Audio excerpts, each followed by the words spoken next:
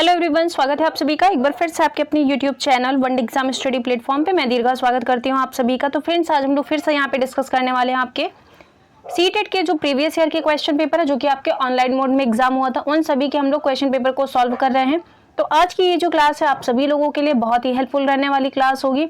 तो सभी लोग एक बार जल्दी से सेशन को शेयर कर देंगे ताकि और भी साथी जो है वो जल्दी से आप लोगों के साथ जुड़ जाए और इस क्लास का बेनिफिट ले सके। और जो लोग चैनल पे पहली बार आए हैं तो क्लास को लाइक करके चैनल को सब्सक्राइब करके नोटिफिकेशन वाली बेल को प्रेस कर लीजिएगा, ताकि अगर कोई भी क्लासेस होती हैं तो उनका नोटिफिकेशन आपके पास टाइम से पहुंच जाए। तो चलिए फिलहाल हम लोग देर ना करते हुए शुरू करते हैं अपनी इस क्लास को। और स्क्रीन पे आपका पहला क्वेश्चन लगा हुआ है, देख लीजिए क्वेश्चन क्या कह रहा है। आकर्षक एवं प्रासंगिक अनुदेशात्मक सामग्री का उपयोग सहायक है क्योंकि वे क्या करती हैं। विकल्प में दिया गया है सभी ज्ञानेंद्रियों को सक्रिय करते हैं, अधिगम को अधिक अर्थपूर्ण बनाते हैं। तीसरा कह रहा है कि शिक्षकों को शिक्षण अधिगम प्रक्रिया में सहायता करते हैं। चौथा कह रहा है विद्यार्थियों का ध्यान आकर्षित करते हैं। अब सभी लोग बताएंगे कि इस क्वेश्चन का सही आंसर हमारा क्या बनेगा। और जिसे दिक्कत हो रही है वो लोग इंग्लिश में भी देख सकते हैं। कुछ लोगों की डिमांड थी इंग्लिश में, तो फिलहाल आज की क्लास में इंग्लिश का बन पाया तो मैंने आपके सामने इंग्लिश भी रखा हुआ है। आप लोग देख लीजिए, यहाँ पे लिखा भी गया है कि use of attractive and relevant instructional materials are helpful because they. Option में भी आपका दिया गया activate all senses, make learning more meaningful, help teachers in teaching learning process, attract student attention. सभी लोग बताएंगे कि इस क्वेश्चन का सही आंसर क्या बनेगा, जल्दी से बता दीजिए।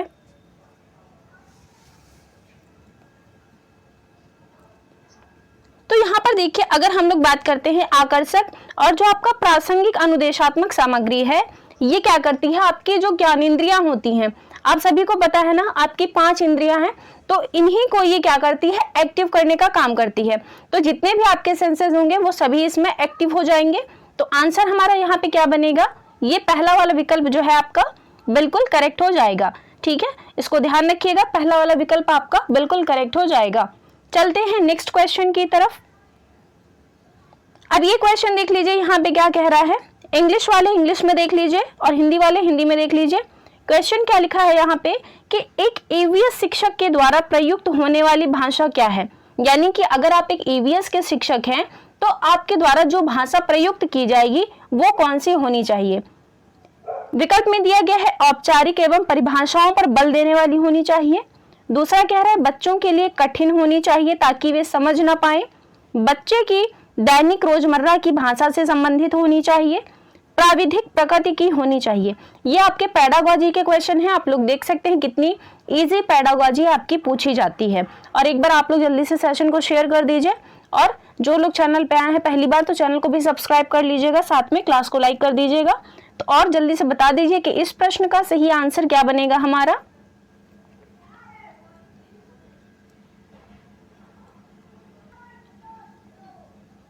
तो यहाँ पे देखिए, अगर हम लोग बात करते हैं ईवीएस शिक्षक के द्वारा जो आपकी भाषा प्रयुक्त की जाती है, तो टीचर को ऐसी भाषा का प्रयोग करना चाहिए जिससे कि आपका बच्चा जो है आसानी से समझ सके। आसानी से कैसे समझेगा, जो उसकी डेली लाइफ की भाषा होगी, अपनी जो है वो रोजमर्रा के तौर पे जो भाषा यूज करता है, यानी कि जो उसके घर में बोली जाती है भाषा, अगर आप उसको उस लैंग्वेज में बताते हैं या फिर कुछ सिखाते हैं तो बच्चा उसे बहुत अच्छे से सीख लेता है।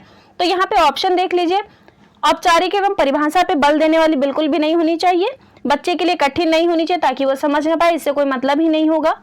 तीसरा वाला विकल्प यहाँ पे आपका बिल्कुल करेक्ट दिया गया है।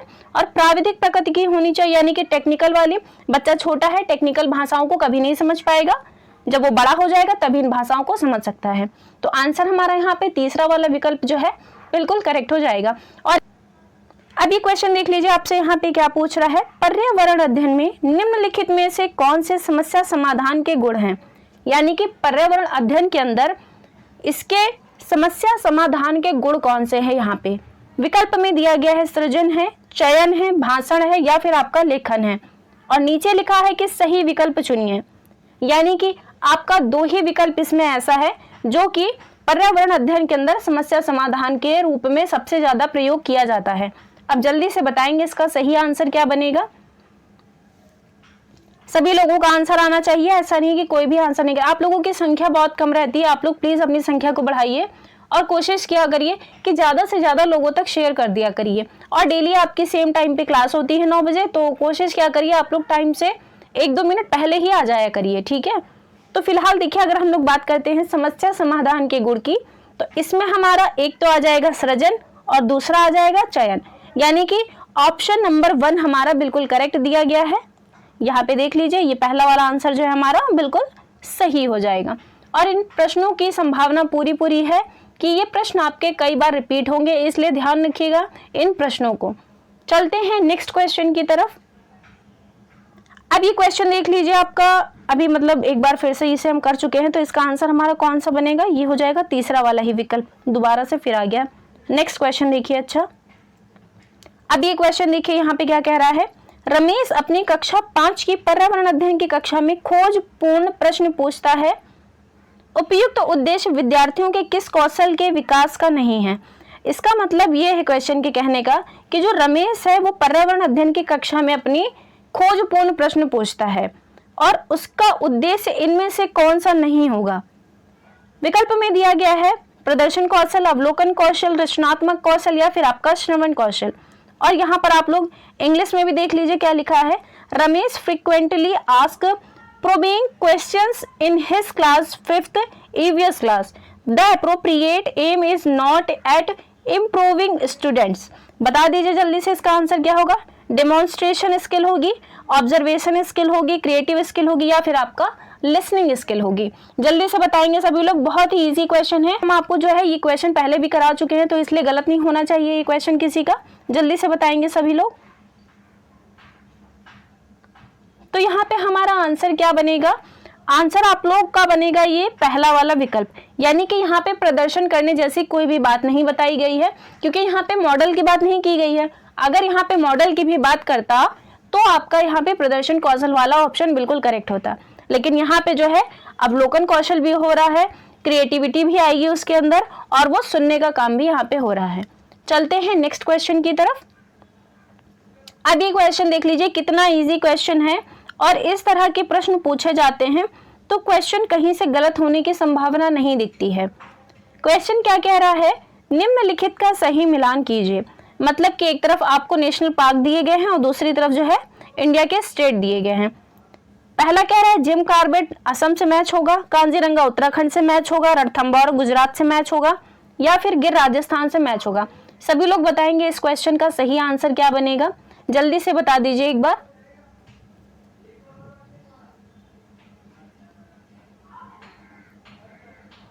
तो यहाँ पर देखिए, अगर हम लोग बात करते हैं जिम कॉर्बेट की, तो जिम कॉर्बेट कहाँ है हमारा। मान लीजिए जैसे कि अगर हमें नहीं पता है, हम एक तरह से देखेंगे कि हमें कौन सा इजी दिख रहा है, इसमें हम सबसे पहले उसे मैच करते हैं। यानी कि अगर हमें जो पता होगा हम पहले उसे मैच कर लेते हैं। मान लीजिए कि हमें गिर का पता है, तो गिर राष्ट्रीय उद्यान कहाँ है, गुजरात में हो गया। अब देख लीजिए डी का तीसरा कहाँ है, तो डी का तीसरा तो हमें 2 विकल्प में दिख रहा है, यानी कि हमारा पहला वाला भी कट गया और चौथा वाला भी कट गया। अब हमें क्या करना है, कांजीरंगा कहाँ है, आप सभी को पता है असम में है, तो बी का क्या हो जाएगा, पहला हो जाएगा। उसके बाद रणथंभौर कहाँ है, रणथंभौर है आप में, यानी कि सी वाला चौथे में मिल जाएगा। आप देख लीजिए कहाँ पे, यानी कि ऑप्शन नंबर 2 हमारा बिल्कुल करेक्ट दिख रहा है यहाँ पे। तो आंसर क्या बनेगा हमारा, 2 वाला विकल्प बिल्कुल करेक्ट हो जाएगा। तो इस तरह से देखिए, जब हमें कोई क्वेश्चन नहीं आता है तो हमें जो चीज पहले पता होती है हम उसको मैच कर लेते हैं, और फिर अगर 1-2 से आंसर निकल आता है तो बहुत अच्छी बात है, नहीं तो फिर हमारा थोड़ा सा कंफ्यूजन हो जाता है। तो इस तरह से हम ऑप्शन एलिमिनेट करके भी अपने आंसर को सही कर सकते हैं। ठीक है, चलते हैं नेक्स्ट क्वेश्चन की तरफ। अगला क्वेश्चन देखिए क्या कह रहा है, पेडागोजी का प्रश्न है, अच्छे से पढ़ेंगे। क्वेश्चन क्या कह रहा है आपका, जब पर्यावरण अध्ययन के शिक्षक अपने बच्चे को चिड़ियाघर लेकर के जाते हैं तो वह किस उद्देश्य की पूर्ति करना चाहते हैं। विकल्प में दिया गया है बच्चों को जानवरों के संरक्षण के प्रति संवेदनशील बनाना, बच्चों को मजेदार तरीके से सीखने का मौका देना, वास्तविक जीवन की परिस्थितियों और कक्षा विद्यार्जन के बीच में परस्पर संबंध स्थापित करना, चौथा कह रहा है बच्चों में पशुओं को पालने के कौशल को विकसित करना। तो यहाँ पे चिड़ियाघर लेकर के जा रहे हैं। आप सभी को पता है कि जब आप लोग भी छोटे छोटे रहे होंगे 5th से 8th क्लास के बीच में, तो क्या होता है टीचर्स लोग जो है जितना भी चार्ज आपका जमा होता है स्कूल में, वो चार्ज जमा करा करके आप लोगों को कहीं पे घूमने ले जाते हैं, यानी कि घुमाने ले जाते हैं आप लोगों को, ताकि वहां पे आप लोग चीजों को देख सकें और समझ सकें। अगर आप जो चीजें देखते हैं और उसे देख करके जो चीजें सीखते हैं वो आपको लॉन्ग टाइम तक जो है याद रहती है, और वहीं अगर कोई चीज कुछ बताता है तो हमें ज्यादा दिन तक वो याद भी नहीं रहती है और वो हमारी मेमोरी से बाहर हो जाती है। तो वही यहाँ पे क्या कर रहा है, बच्चों को चिड़ियाघर लेकर के जाता है। तो उसका उद्देश्य क्या है, बच्चों को जानवरों के संरक्षण के प्रति संवेदनशील बनाना। तो ऐसा जरूरी नहीं होता है कि अगर बच्चे को जानवर दिखाएंगे तो बच्चा उसके प्रति संवेदनशील हो जाएगा। नेक्स्ट कह रहा है बच्चे को मजेदार तरीके से सीखने का मौका, ऐसा बिल्कुल भी नहीं है। वास्तविक जीवन की परिस्थितियों और कक्षा विद्यार्जन के बीच में परस्पर संबंध स्थापित करना है, इसका मुख्य उद्देश्य यही है। तो ऑप्शन नंबर 3 हमारा यहाँ पे बिल्कुल करेक्ट हो जाएगा। और पशुओं को पालने के कौशल को विकसित करना, ये भी यहाँ पे सही नहीं है। ठीक है, तो आंसर नंबर 3 हमारा यहाँ पे बिल्कुल करेक्ट हो जाएगा। चलते हैं अगले क्वेश्चन की तरफ। अब ये क्वेश्चन देख लीजिए, आपका क्या पूछा है, पक्षियों से प्रश्न पूछा है। एक बार मैंने आपको और बताया था, एक शाफ्ट करके प्रश्न पूछा था आपसे पक्षियों से। याद रखिएगा, जहां पर भी पक्षियों से अगर क्वेश्चन पूछेगा तो इस तरह के पूछ सकता है, यानी कि स्टेटमेंट में पूछ सकता है, और असर्शन और रीजन से पूछ सकता है आपका प्रश्न, फैक्चुअल वाला पूछ सकता है, किसी भी तरह से प्रश्न पूछे जा सकते हैं। तो पक्षियों के बारे में आप लोगों को जितनी जानकारी हो सके उतनी जानकारी इकट्ठा कर लीजिएगा कि कहाँ से जो है सीटेट जो है प्रश्न बना करके आपसे पूछ सकता है। ओके, इतना जरूर आप लोग ध्यान रखिएगा। जो टॉपिक हम आपको बताते हैं उस टॉपिक को आप लोग जरूर पढ़ लीजिएगा, क्योंकि वहां से प्रश्न बनते ही बनते हैं। अब यहाँ पे क्वेश्चन क्या कह रहा है, चिड़िया की आंखों के बारे में निम्नलिखित में से कौन सा कथन या फिर कौन से कथन सही हैं। S1 कह रहा है कि सभी चिड़ियों के अपने सिर के दोनों तरफ आंखें होती हैं, और S2 कह रहा है कि चिड़िया दो भिन्न भिन्न वस्तुओं पर एक ही समय पर दृष्टि केंद्रित नहीं कर पाती हैं। अब आप लोग बताइए कौन सा कथन इसमें से सही है और कौन सा सही नहीं होगा, जल्दी से बता दीजिए। जिसने भी अगर बर्ड्स के बारे में थोड़ा बहुत भी पढ़ रखा होगा तो वो इस क्वेश्चन को गलत नहीं करेगा। सभी का आंसर आना चाहिए, बहुत ही इजी क्वेश्चन है ये।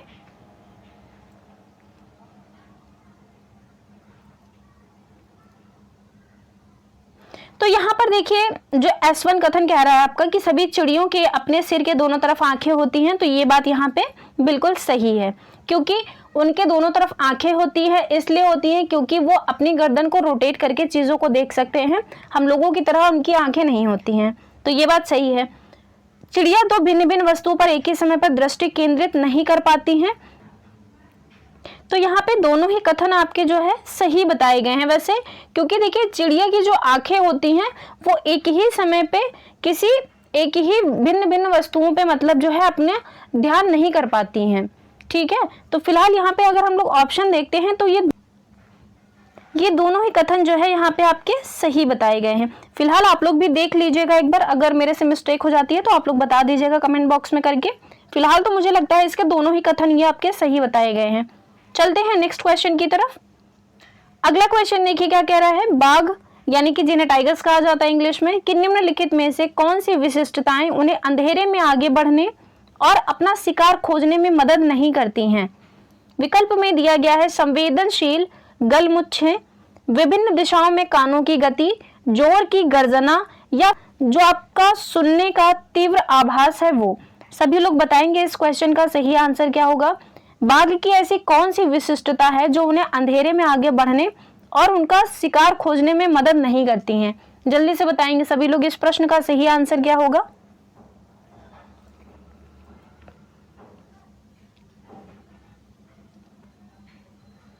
तो यहाँ पे हमारा सही आंसर बन जाएगा ऑप्शन नंबर 3, यानी कि जोर की गर्जना जो है वो इस प्रश्न का बिल्कुल करेक्ट आंसर हो जाएगा हमारा।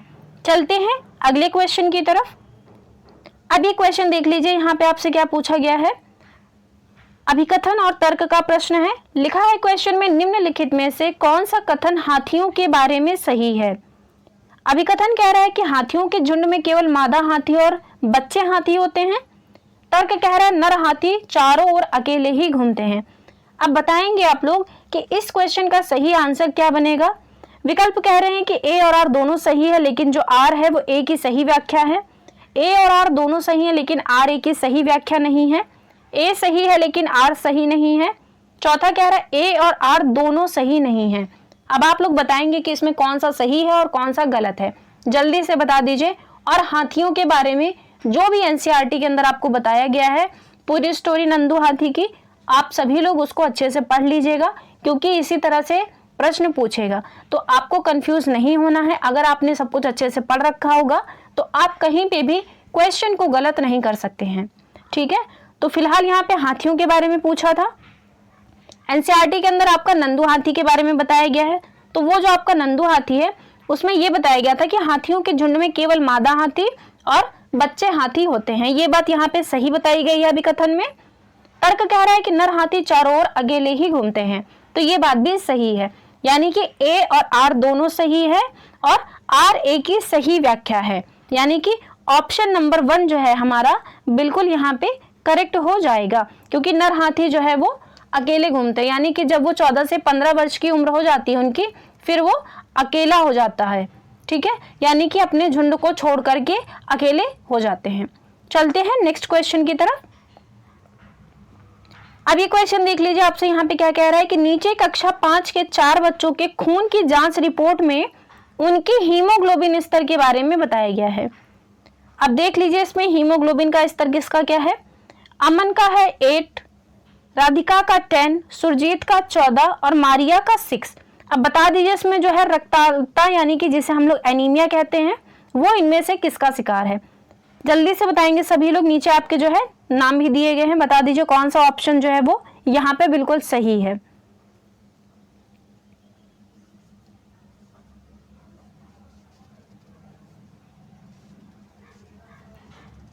तो यहाँ पे देखिए अगर हम लोग अपने सही आंसर की बात करते हैं तो इसमें देखिए अमन का, राधिका का और मारिया का, इन लोगों का यहाँ पे हीमोग्लोबिन स्तर जो है वो कम बताया गया, यानी कि ये लोग जो है एनीमिया के शिकार हैं। इसके अलावा जो सुरजीत है इनका लेवल बिल्कुल सही है।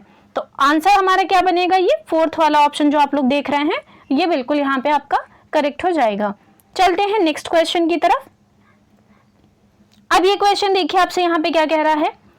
एक रेलगाड़ी अहमदाबाद से त्रिवेंद्रम की ओर जाते हुए कई सुरंगों से गुजरती है, ये सुरंगें किन पहाड़ियों में हैं।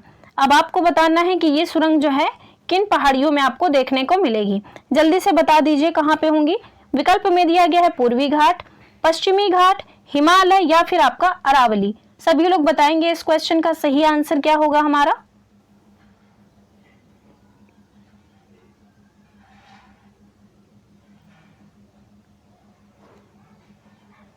तो यहाँ पे हमारा राइट आंसर बनेगा पश्चिमी घाट। कौन सा बन जाएगा, पश्चिमी घाट। विकल्प दूसरा जो है आपका बिल्कुल सही बताया गया है।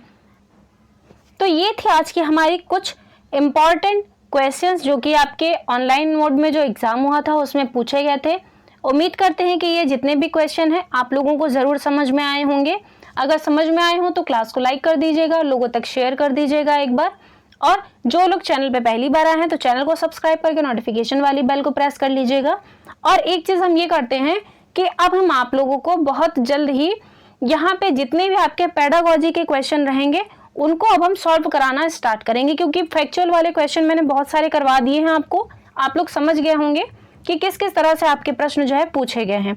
अब हम जो है यहाँ पे पेडागोजी के क्वेश्चन सॉल्व करेंगे और देखेंगे किस किस तरह से हमारे पेडागोजी के प्रश्न बनते हैं। और आप लोगों का काम है कि आप लोग ज्यादा से ज्यादा संख्या में आकर के जुड़िए, तभी मुझे भी इंटरेस्ट आएगा पढ़ाने में और आपको भी अच्छा लगेगा पढ़ने में। तो बस कोशिश करिएगा कि ज़्यादा से ज़्यादा लोगों को अपने साथ जोड़िएगा, ताकि वो सभी भी जो है अपने क्लास में जल्दी से आ सके और इस क्लास का बेनिफिट ले सके। और आप लोग जो है आने वाले सीटेट के एग्जाम में अच्छा स्कोर करिएगा। हम अपनी तरफ से पूरी कोशिश करेंगे कि आपको जितना हो सकेगा अच्छे से अच्छा कंटेंट देंगे, और जितने भी प्रीवियस ईयर के क्वेश्चन होंगे वो सभी सॉल्व करा देंगे। किस तरह से सॉल्व करना है ये भी हम आपको सिखा देंगे, ठीक है। बाकी अगर आप लोगों को कहीं पे कोई दिक्कत होती है तो आप लोग कमेंट बॉक्स में कमेंट जरूर कर दीजिएगा। जैसा कि मैंने अभी आपको बताया, जो मैंने कल की क्लास ली थी उसके अंदर एक क्वेश्चन गलत हो गया था, तो उसका मैंने ही क्वेश्चन उसका गलत पढ़ दिया था, आंसर उसका कुछ और लगा दिया था। तो उसका जो सही आंसर होगा वो पुदुचेरी ही होगा, वो नागालैंड नहीं होगा, ठीक है। तो फिलहाल मैंने यहाँ पे आपका क्लियर कर दिया, क्योंकि वो रिकॉर्डेड क्लास थी इस वजह से। और बहुत जल्द हम आप लोगों से जो है लाइव सेशन में भी मिलेंगे। बस कुछ दिन का हमें समय दीजिए, हम बहुत जल्द आपके सामने लाइव भी आने वाले हैं, ठीक है। तो चलिए फिलहाल आज की क्लास को हम लोग यहीं पे वाइंड अप करते हैं। धन्यवाद।